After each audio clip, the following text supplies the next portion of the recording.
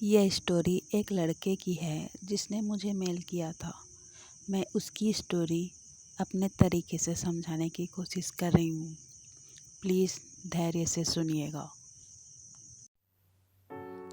दोस्तों, यह प्यार भरी मेरे जीवन की एक सच्ची दास्तां है जिसने मुझे एक ऐसा शख्स दिया जिसके लिए मैं कुछ भी करने को तैयार था, जो मेरे दिल की गहराइयों तक गई, जिसके लिए मैं किसी और की तरफ देख भी नहीं सकता। हम दोनों की टर्निंग इतनी अच्छी थी कि एक को कोई प्रॉब्लम होती तो दूसरे को पता चल जाता था। ये हम दोनों का एक टेलीथेरेपी थी। हम दोनों ने एक दूसरे को बहुत प्यार किया, लेकिन किस्मत ने शायद मेरा ही साथ नहीं दिया।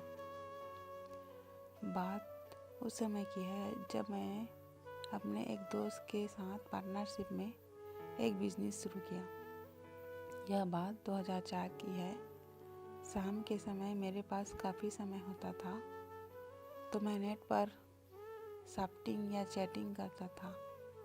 उसी दौरान एक बार मेरा एक ऐसे लड़की से कनेक्शन हुआ जो विधवा थी, मुझसे 5 साल छोटी थी और एक 2 साल के बच्चे की माँ थी। अब हम दोनों ने फ़ोन पर बात करनी शुरू की। एक दिन उसने मुझसे पूछा, क्या तुम मेरे बारे में सब कुछ जानते हो? मैंने कहा हाँ, कि वो एक विधवा है और एक बच्चे की माँ है। पूछने पर कि क्या मुझसे कोई एतराज़ तो नहीं।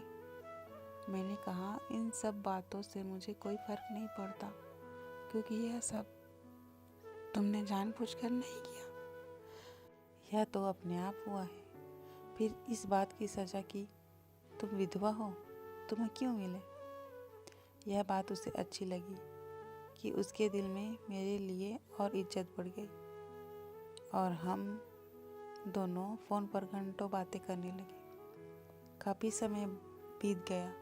एक दिन उसने मुझसे कहा कि वह मुझसे प्यार करने लगी है, जबकि मैं उसे अपनी फ़ोटोग्राफी दिखा चुका था, लेकिन उसने मुझे अभी तक अपनी फ़ोटो नहीं दिखाई थी।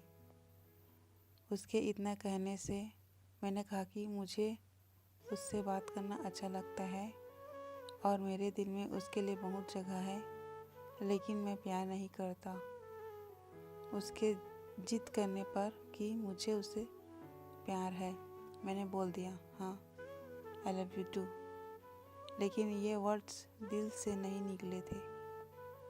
मैंने उससे कहा, जिस दिन मुझे तुमसे प्यार होगा ना, उस दिन मैं उसी आवाज़ में, उसी अंदाज में तुम्हें कह दूंगा और वो मेरे दिल से निकली हुई आवाज़ होगी। हम दोनों के बात का सिलसिला चलता रहा। एक नाइट में हम दोनों जब बात कर रहे थे तो उसका बेटा आया और उसे तंग करने लगा। उसने मुझसे कहा कि वो बहुत तंग कर रहा है, वो चाहती है कि वो सो जाए क्योंकि उसे कल सुबह स्कूल जाना है। मैंने उसे कहा कि उसे फ़ोन दे। उसके फ़ोन देते ही मैंने बच्चे की आवाज़ में अपनी उससे बात की और फिर धीरे धीरे बच्चे को कुछ कहा और 2 मिनट के अंदर वो बच्चा सो गया। उसने मुझसे पूछा कि मैंने ऐसा क्या जादू किया। मैंने कहा कि मुझे बच्चों से बहुत प्यार है, बस वो हम दोनों बच्चे और मेरे बीच की बात है और अब हमारी बात फ़ोन पर फिर से शुरू हो गई। एक रात फिर उस बच्चे ने खूब शोर मचाया, तो मेरे कहने पर उसने बच्चे को फ़ोन दिया।